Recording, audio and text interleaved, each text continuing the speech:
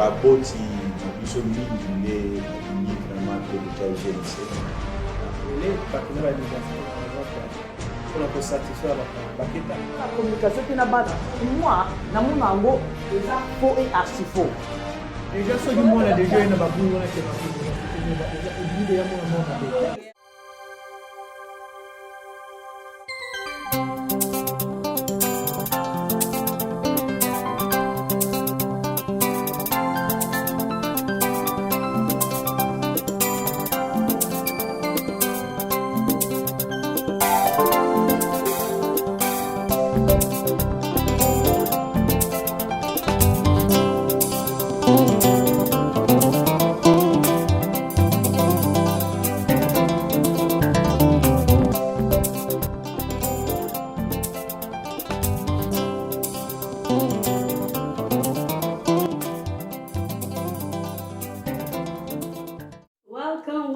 Lisusu et Panabiso TV Kande Tolobaka et Panabiso Eza et Panabino, donc vous sentir à l'aise, vous sentir confortable et puis vous relaxer. Ce que vous moninga la charmante, cela veut dire Eza Lisusu Generation Talk.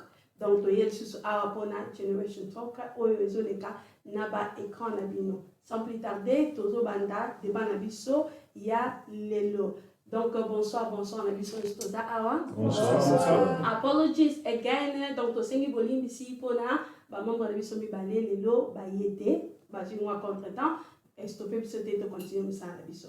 Alors, Lelo Tokoloba Nini. Lelo eza likambuya, opinion ya mutuna mutuka ne tolobaka. Point de vue nanga eza ya yote, o ya yope eza ya bangote. Lelo Tokolobela eza question. Donc, débat Nabiso Lelo eza question. Question aux amis, est-ce que mes parents baza kobuma ba rêve ya bana na bango ou bien banande baza koyokate. Alors sans plus tarder, tozo banda sikoyo. Bonsoir Mr. Christian. Bonsoir. Bonio, ça va? Ouais, ça va. La fois passée, on a qui ont failli, mais le sous ça va? Oui, ça va. Dato c'est tenu que ça sur la plateau na biso. Mr. Cappuccino. Last time ezalaki matata. On a qui fait la matata, les deux sont en forme.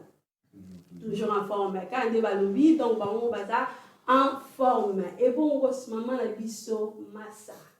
Vous avez bien? très kitop. Très bien. Maman, ça peut ça biso un peu moins définition. Ba rêve, to ba ambition, ils ont pour nous. Ba ambition to ba rêve eza eloko moko oyo mutu azo penser pour la future. Eza eloko moko mutu oyo eza lokwa ba idée ya eloko moko akosala pour la future.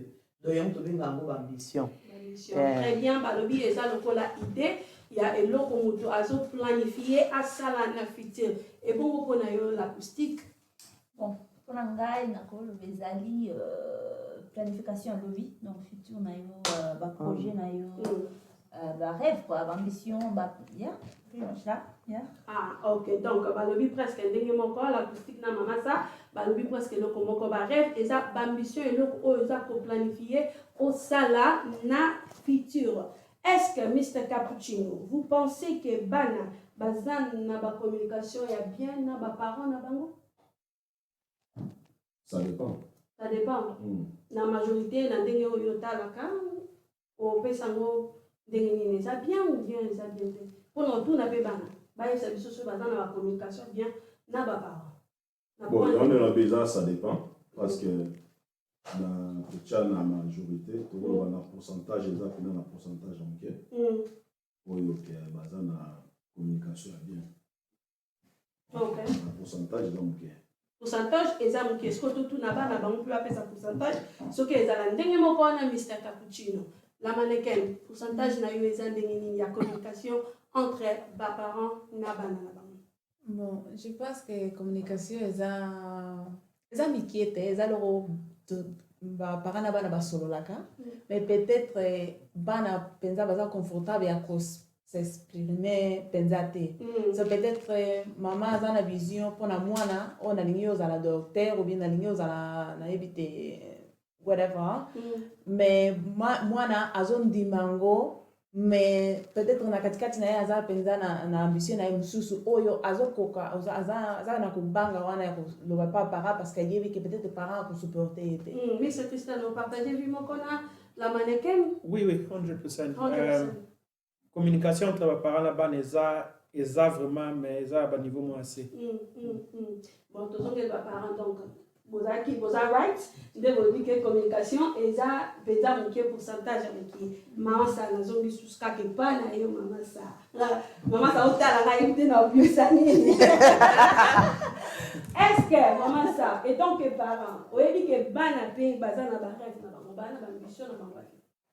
Oui, réellement bana pe baza na ba ambition parce que mutu nyonso na vie aza na ba ambition, aza na ba rêve na ye. Nde tokolaka boye nga na boti bana to nga babotanga nga pe nazali na idée na nga na oyeba ndeni na ozalela emsu parent pe omoni ba parent bavanda na biso bayebaka pe biso omoni bayebaka biso pe mieux par rapport à biso moko père à des fois nga na ko moi na ko se découvrir te mais nga na yebi na yebi que soki na orienté awa esimba donc bana bana ba rêve na bango wana vraiment eza vrai pour baza bato parce que na yo selon yo je pensais que la nande tolobi ya ba pourcentage des gens qui ya ba parents oyo baza na communication na bana na bango. Est-ce que tu penses que ba parents ba yebi ba ambition ya bana na bango?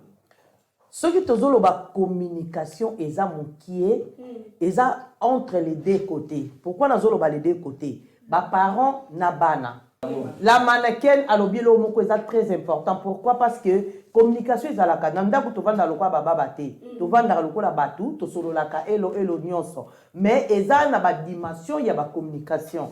Alors parent pas ko koza na posa asolola na mwana nde ya lobi bana mususu baza aza na ba rêve na ye oyo azo kokate ko s'exprimer yango mona kana niveau wana siko parent ko take over omoni azu siko le devant po ya guide yo po ye nenga za bongo azo comprendre que ozo penser l'autre côté. Or yo en a quelque chose. Donc communication ezo dépendre na ba niveau. Ezo dépendre na ba niveau. Mr. James ndenge ka masa lobi communication eza le moment là eza le moment là même na ba foyer na ba ndako bato eza très important mais likam na koloba ke ba boti na biso mingi nde balingi vraiment te ko tia jeunesse hein ko sola na bana parce que nde na zaboye na la bana nanga mwana na ndako so na lingi na yebise likambo il faut eza batanga mususu mwana asali likambo ya yebite ke za mabe mais eza elobeli lo lenge yako pusa na pembeni ya mwana papa mususu mwana ko pusa ninga pembeni ya mwana abangisi mwana ifayaka senga ido rolia mais yebise mama na posa mai a changer na pour anyamoni la que so bisu alia lisusu da uda olia no problème et pourtant moi na za mana vrenza likam na bande donc tu penses que ba parents ba yebi ba ambition ya bana na bango ou bien ba yebi ka pas vraiment parce que au moni mutu nyonso za kana ba ambition pe na ba rêve na au moni ndetinga benga na za ba ambition pe temps ya momuke ba parents good baloba yo faut za la boy maintenant na konga bité aux alukuta. Donc, quelque part, il faut que les parents, na bana, comme na place moro qui va se comprendre. Que les parents lobby, moi na lobby, mais après tout, ils ont vie à moi. Donc, moi, je dois choisir, oh ya lingi, ce qui a sali, oh ya gros sala, mais il n'y a pas que les parents au kangé mutema. Que na ibisa ko sala boité, ta ndingo échoué, non. Parents zawana pour na attendre moi na koi à locotier. Ils ont moi na aussi mbara chauffage, tant on y aura, oh, simbara rosika. Orozika ngola zigi kaka yo mto souffrir parent parce que yo mto kenene à l'hôpital yo mto la laguna yo mto na okoma na problème wa loyer et tout comme ça donc quelque part il faut ba parents ba sauter liboso avant que bana ba koma na ba risque. Très bien donc Mr. Cristiano point de vue na yo tu penses que bana bazana liberté ya koloba ba ambition na bango bangi bazana na vie et pas ba parents. Non, je ne pense pas. La communauté n'a pas de la liberté.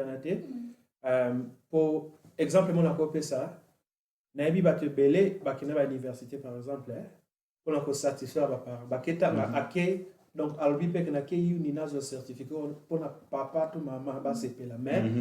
Au moins on se retrouver à se en et c'est là qu'on a quitté. Parce que liberté na penda expression entre ba parents na ba nezate. Ba na ba sala lo belé pour na c'est ça ba parents mais alors ça les loroté pour la oza ok ils ambition et tout ça l'or mora arrive à ça donc côté ana je ne pense pas qu'il y ait communication. Ok.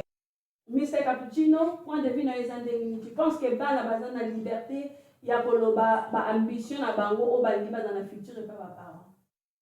Bazana droit wana. Mais problème ezali moni na ndenge tokoli. Ba parents na biso ba koli na moyen ba réserve moko. Parce que les relations entre les parents et les parents, alors moi distance moi ça là que communication et la maladie entre les parents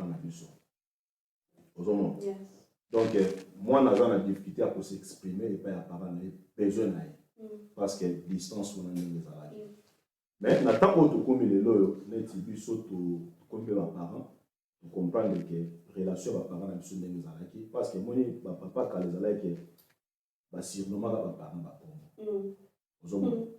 vieux Niao, vieux Corbeau, vieux Zoro, vieux parce que nous avons déjà que distance ou séparation on les alaki moi n'a pas la facilité à s'exprimer facilement mais pas papa et pas les parents surtout pas papa parce que maman ça va aller dans le temps sur pas sur la maman qui na maman mais là papa peut les arrêter très difficile parce que la relation va faire la maman il y a un moment qui est bon ils ont comme malgré mon qu'ils ont développé mais culture voilà sur les familles qui a toujours na mitoaba moi kobanga wana ya on peut ngala tuna po le bien série na bien les équipes bon mais tu sais qu'on peut exact continuer toujours ils ont continuer pourquoi mentalité on a toujours na mitoaba il y a distance on a ba parents na ba te menga na nyalo belo moko Mr. Cappuccino lo belo mo abe za culture wana ya culture te culture net wana ya culture eza lolenge papa nyonso moto nyonso na boite Mr. Cappuccino te nazoya maintenant ozobe en culture wana ya culture te wana ya culture ata moke te soki eza culture te tolingi nde komona ya culture te wana ya culture te aux yeux africains aux yeux Asie hein tout temps la ndenge mo mais bien sûr vous comprenez tout temps la ndenge mo ce qu'on a trouvé dans la ndenge na biso ko trouvé mo culture na biso tete zela na zo eza culture te zela OK na bandibo ba kobenga ndenge na bango na ba misu ba kobenga ndenge na bango parce que za ndenge biso to kole libo ozomona de génération en génération c'est relation ya familiale ezala raté tes relations ezali relation na la sens na zo ba ya mona so ba ke omoni eloko wana eute ebandi lelote ebandi kala kasi mabete kasi on tozo ya de ozomona eza que relation wana familiale ezala te monde qui est ensemble na famille papa na bana ba maman bozo sur l'ensemble eloko wana ezala raté ozomona mabete eza mabe yes na encourager ko te eza malamu kasi eza culture te eza la ngo euti na famille moko te mais eza mabe mais on comprend les gars sont bien que ça m'a bé eza mabe ya na zo eza eloko te euti na famille moko te partir de la ngande te eza soki tolobi na Congo tokolo batam sur 80% de la famille va vivre en condition là yes vous comprenez parce que tu ne peux pas continuer eza comme ça va vivre là ya moni ke moni constant wana eza toujours na bana ba yebeke na la liberté on a été à exprimer facilement par parents parents pe na part na ye place on a que relation na bana penza tous à la rande tous à ndenga na koleli na kini non pe kande quoi OK ça c'est comme abi OK l'acoustique peut-être actuellement tu peux ça faute na bana poto longa la couture to uta bi poto uta na biso se voto to za to reconnaître que to uta siko na current life to zo fanda na bana ba parents boza awa bozo bota bana tout ça to za ba yaya tout ça faute problème est vraiment mingi what's the problem what's the rooting problem problème penza makasi na me ko répondre na question oyo eloko tozo bunda nango omoni papa alobi 80% papa Cappuccino abi 80% ya bato na biso ba vivaka na communication moko eza ya mukie penza eza ka kena zana besoin eloko opesi mais communication di pesa te mais za ba famille nyonso tout parce que omoni makambo tolobaka moko parents à la communication tina bana pour moi na monango eza faux et archi faux nga personnellement wana ngai nazoloba ngai odisagree parce que eza situation ya mokili mobimba ya bato nyonso mais nga nazoloba par rapport na nga na nde nakoleli mpa na biso communication mpa na biso ezalaki facile my dad aza best friend azalaki best friend po aza chute sikoyo yango nalobi faute eza mpe ya bana oyo bobino bozali tozobota pourquoi parce que tozosala effort wana lokola baparent boyebi bien surtout baoyo déjà bopusani mwa moke boyebi bien ke na moment oyo tozali baparent na biso baza na problème ya communication lokola biso toza na problème ya communication mais soki na approche yo déjà na mekotuna yo quelques questions c'est que nasali pa ya makasi alors yo siko place oza il faut yo ofungwama pozwa na capacité ya kosola nanga soki yo fungwami te lobi na koya te soki okomi shy yaya soko okomi shy devant nga lobi na kozala na problème ya kopusana mais soko open up na koya lisusu poto continuer mais comment yo mwana ko trust ba parents na hotel parce que déjà automatique trust wana donc ngana boti yo nazobokola yo ngam nazolesa yo nazokipe yo donc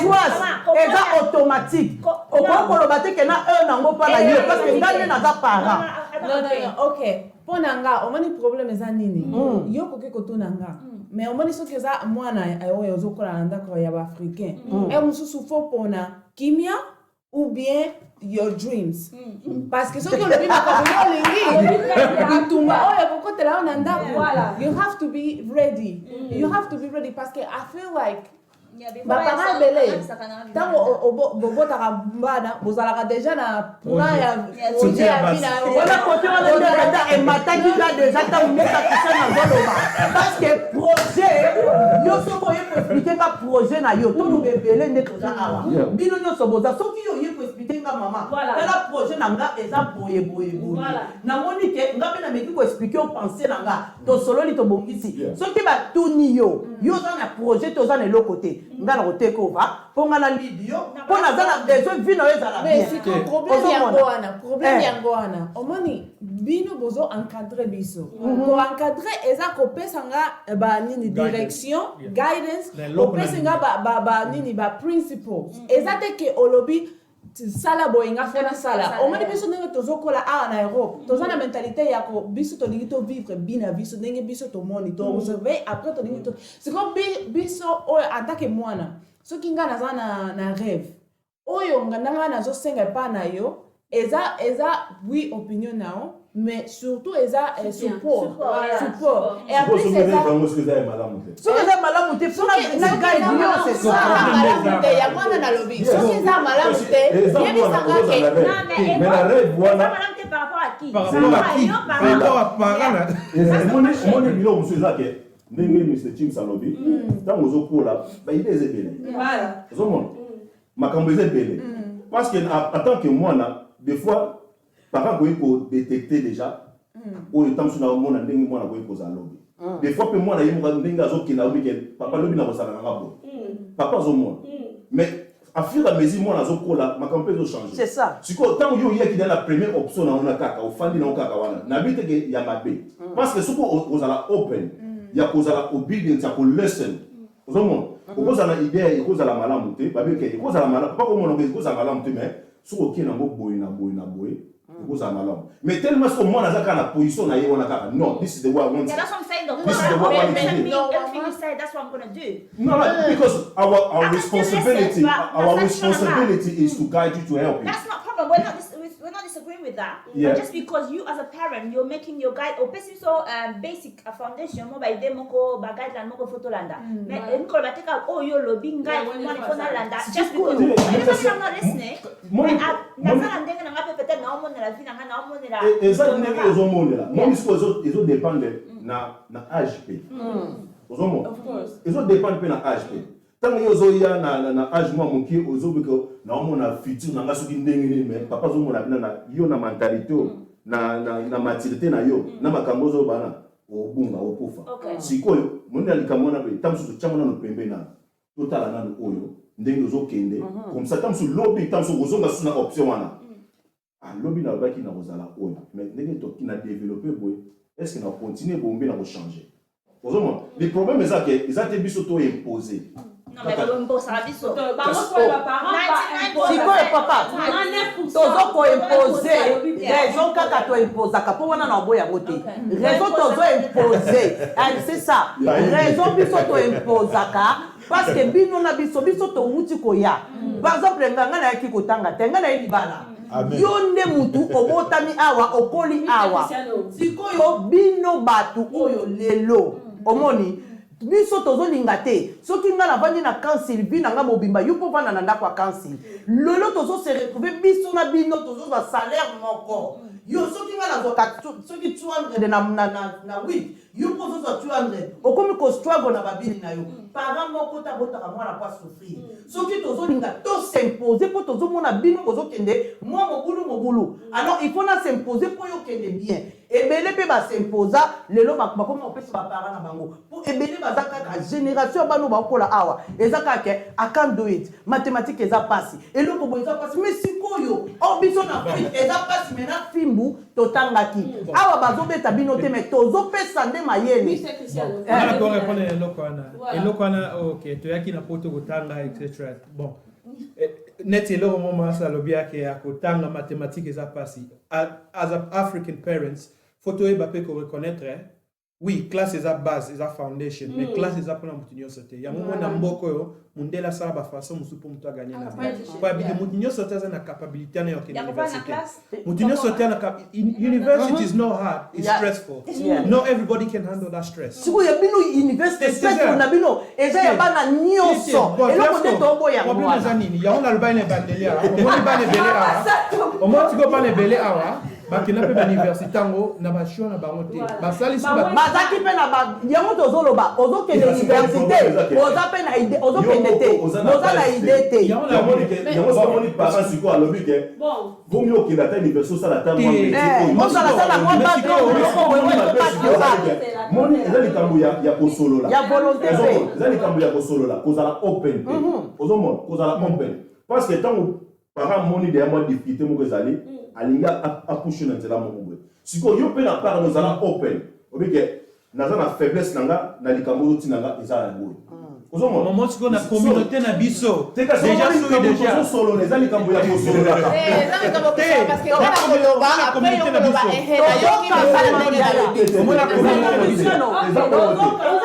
la communauté eza likambo so communauté te tozo work hard biso to mpona nini au moins bon c'est pas la vie sur les nique déjà ceux qui m'ont déjà une baboule on a qui dans université au bimi de yamona mo mabe mon plan maman siko ya na loba au moins na mboko yo nga na kopisa exemple na nga moko na école nga na tanga na zaki na ye na classe na neo na zaki noir nga moko noir ala nga moko na appel noir nga mo na décider ko université ba camarade na nyoso mindelo na tanga bango je crois 2-3 bakina université mais lelo toloba ba ona ba ponaki banzela mususu ana ba se retrouver na ba position moko le kanga mtu na décider ko kina université pour nini pour mundela ça ba façon mususu ko gagner mais so para na biso africain yo yebse ke na sala apprenticeship kaka la ba façon mususu teke to ba pour nini to zo na biso to ni ba façon mususu te façon mususu na nini façon mususu na nini façon mususu na nini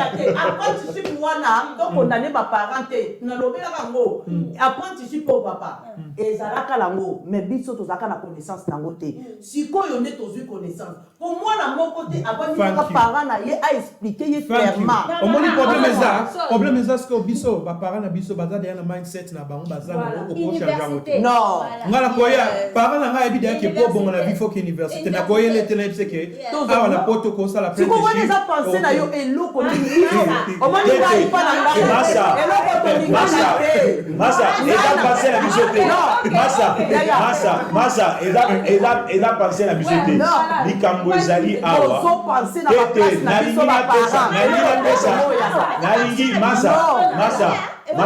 nalingi napesa exemple nanga ok nalingi exemple ngai na mboko na 2007 na mboko na ye na lolenge na biso oyebi ko aider mwana ndio batekaka ko suka kana koloba il faut acte exact bosalaka o mote donc o bino bobika kende classe oyaka na poto pour kende classe mais eloko to boya ezake omoni ngai na 2011 na 2011 na kota université à Bottom collègue na ngai yon to tanga ne école université mo ya l'équipe na 2011 to tanga ne mais tant na telinga bi mutu na nga est prêté na bima te nazoya na bima ngapi na za déjà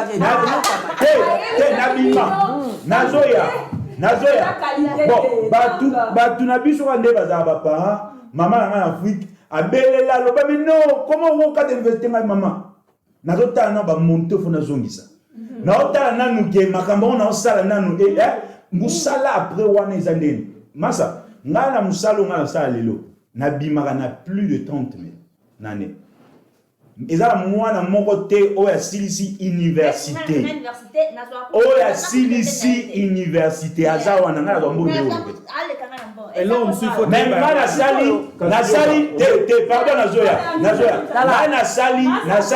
nasali ni fondation ni kaka na musala nde bakenda na musala okila musala bayebisoko ake ndenge eza boye yo fo osalaka boye elo osala ça va ok nazwi musala mais yake na université nga alingi ala siko muye peut-être boule na ye ezali ke akende ne banzelo mpenga mpe na beti eloko eza après tout kokende bauniversité osala makambo nyonso baéducation tout il faut mutu abongo il faut mutu azala malamu olesa 3 ans na okuna te okende kaka kuna ofandi ozosala makambo université eza nyonso tout te il faut baparent na biso bayemba yango bon misati sokende bien eza problème munene na bafamille toyoka nanu boye omoni façon bino bozolobela bino bozomona on dirait bino moko déjà bozokende université na penser que nazo travailler hard te naozwa normal tala omoni nga nalingaka toujours place naza na travailler na l'excellence mais bana na biso mboko o bino boza en tout cas majorité na bino bolinga ko travailler na excellence masa ndenge yo zokanisela ndenge yo zela la classe eza lolenge bana bazozela ngote ndenge bana bazozela ngote ezele ngote obosangisa te moi ça va la maele mais nga lekenge maele ya mo nayoki bolobi ya baparent basala baomoko bana te moi je sais de parents même azo struggle na english na ye mais avant ndakala bana na ye azosala omuoka bana mais azo struggle sikoyo banda otanga ya liboso na bino ya liboso na tango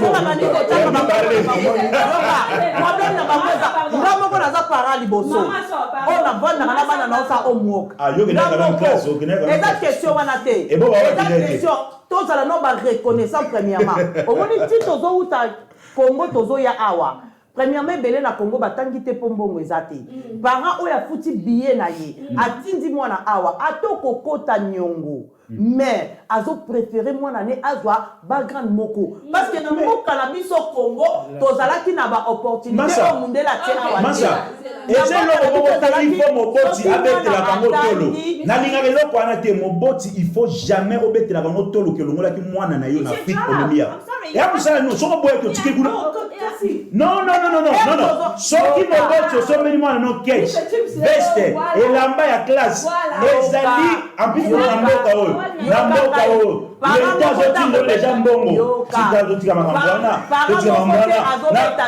na mboka oyo naza papa masa na papa nazwaka mbongo l'état otina likolo batina bavoshe likolo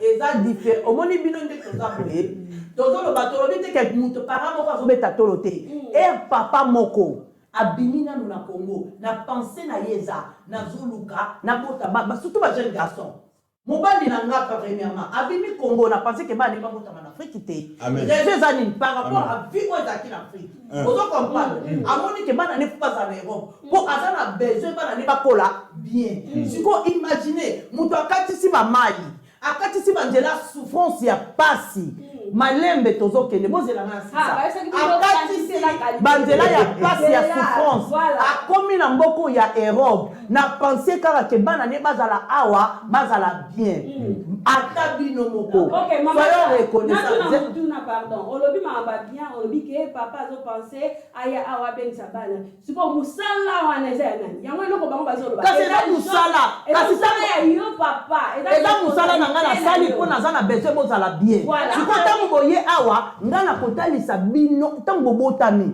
bokomi na niveau maturité nazotalisa bino penser nanga pourquoi na longwa Afrique pour ba jeune garçon ba tebele baza na Afrique wana batikali pe bazo souffrir ba na ba na baza na mbongo bazo ya malamu ko bazali ezo dépendre OK nga naza na 2 points oyo baparents africains faut ba comprendre eza ke ntango okendaka université makambo balakisa yo kuna na kati mosusu ezalaka te makambo oyo okosala par exemple nga nakendaki kosala fashion nga na koti cours wana fashion is 9,000 pounds a year.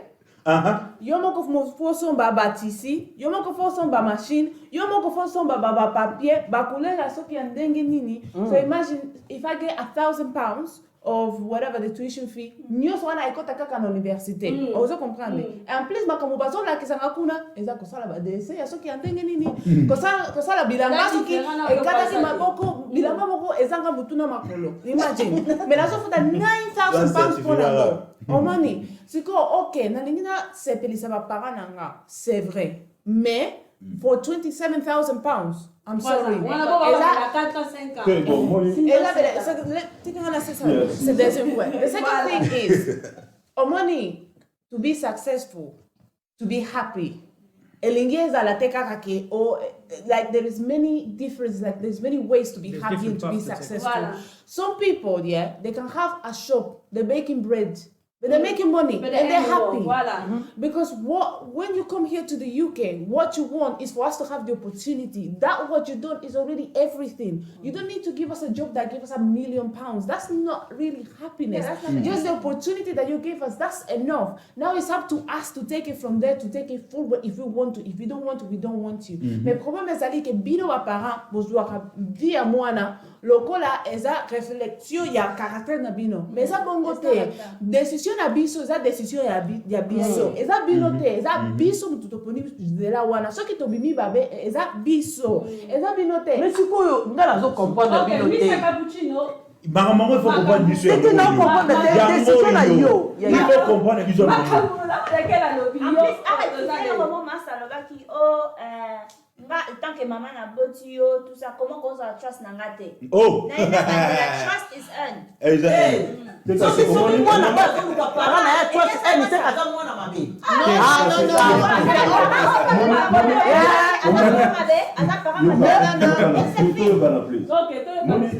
non surtout là tant tous dans la famille ils ont sikoyo moni quelque part na bino bana boza toujours na mindset wana ba parents baza na façon moko boye donc il a voulu approcher parce qu'il a déjà ceux qui n'a qui déjà le ballon à non c'est the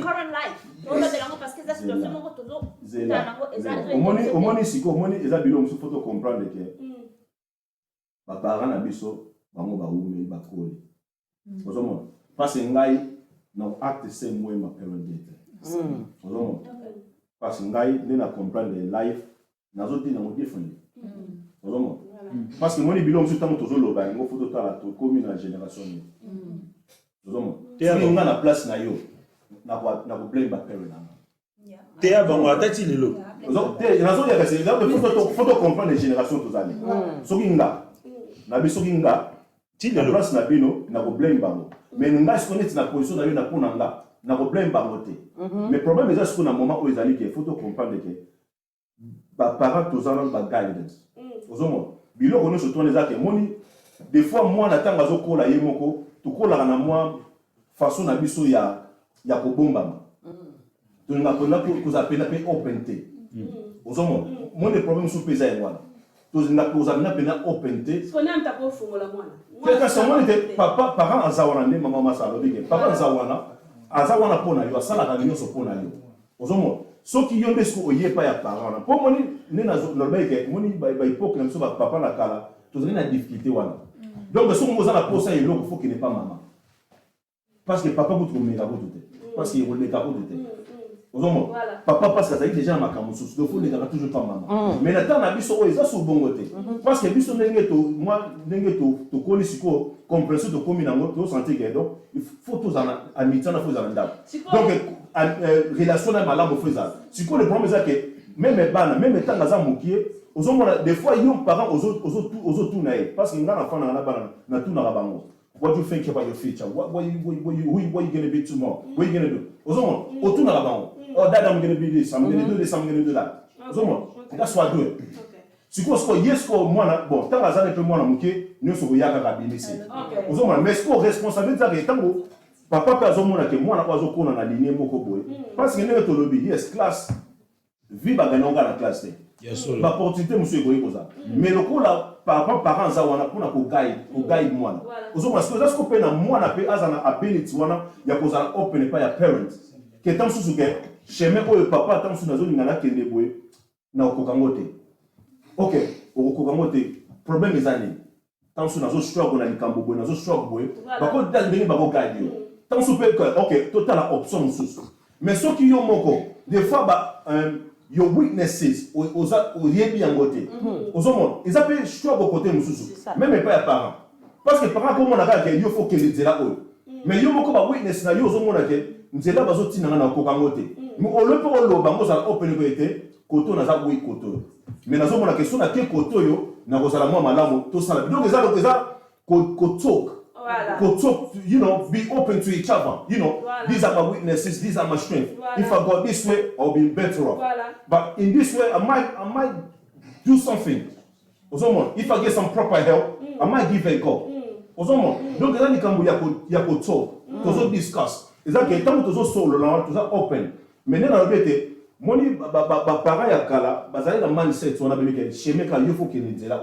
Mais ce qu'on attend aux aller sur parce que le but peut pour aux parents parce que dans limite au fond na mindset wana que parents na biso bazali non mindset ko change. Donc il comme ça c'est important ça que il y a cause à open.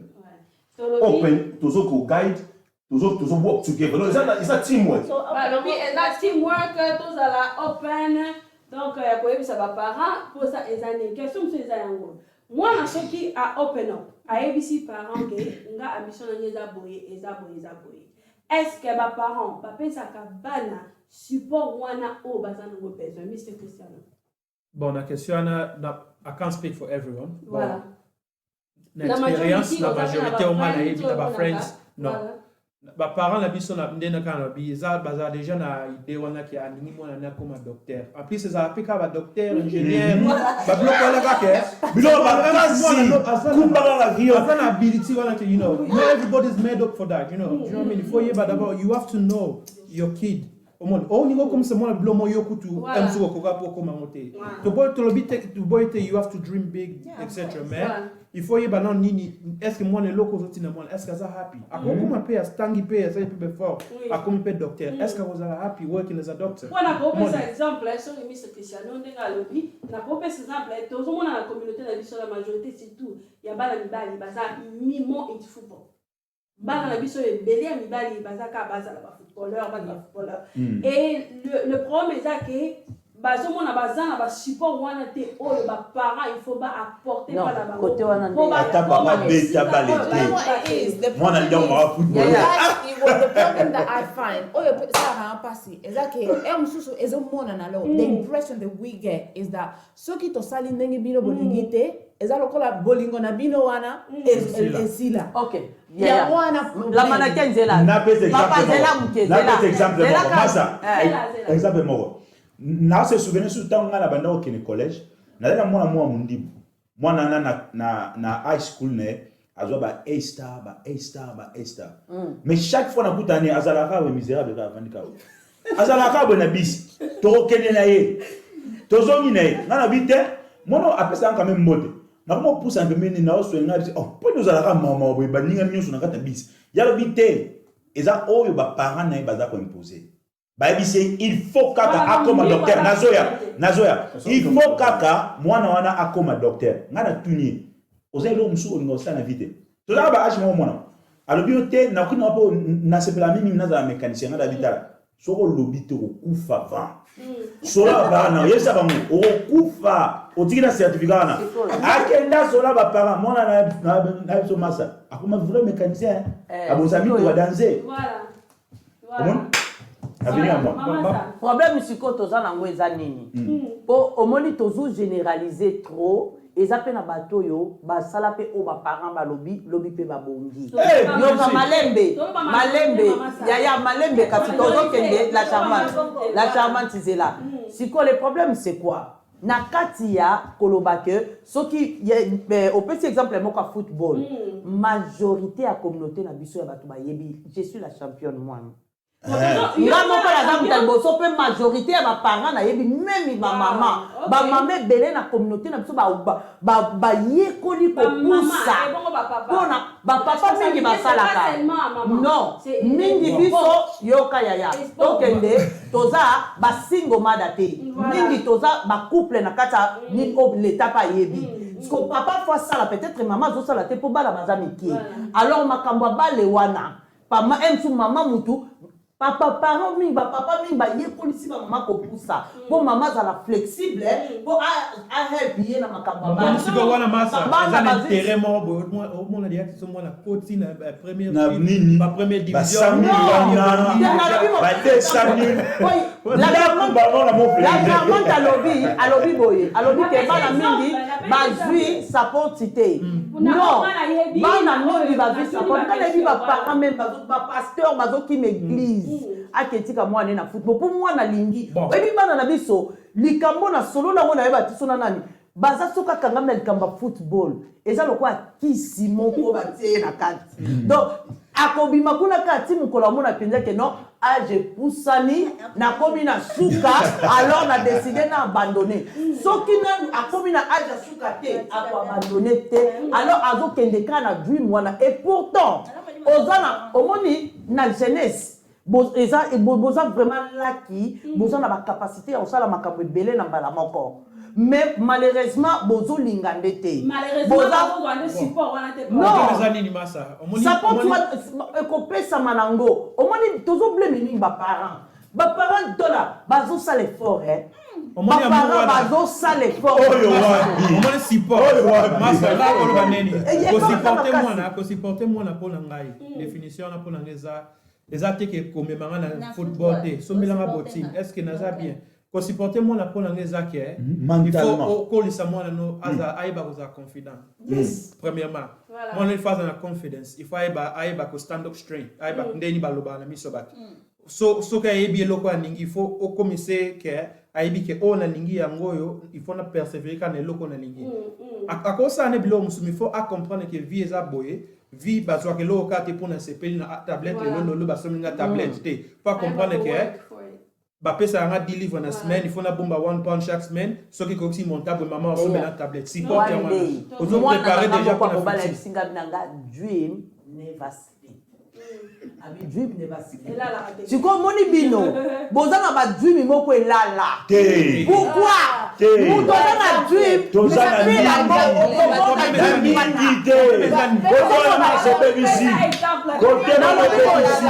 yaya mutu oyo azomona ke amoni aza na dream moko par exemple naloba ya ko build up company na ye mutu wana aloba kaka I want to do this nga peta funa sala boye mais okomona ye aza na recherche mon côté aza na eloko moko te oyo ezoprouve ke alingi asala eloko wana omoni ntango ozoyela bato dream yela bango na idée na orinzela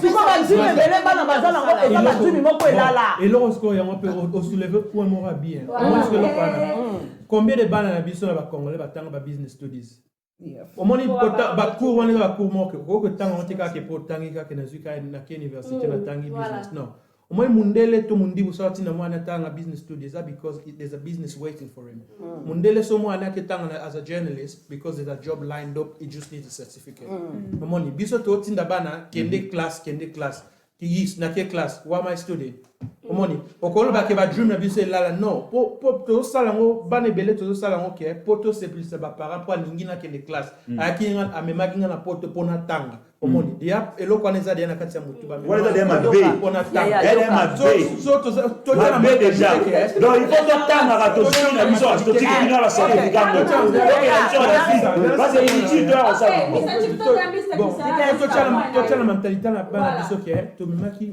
biso na poto tozwa bonne vie. Bonne vie is a kind of c'est ça. Bonne vie is a care. Stay away from being a criminal. Stay away from drugs. Stay away from gangs. Money, keep your credit file clean. Bonne vie, guide me on that.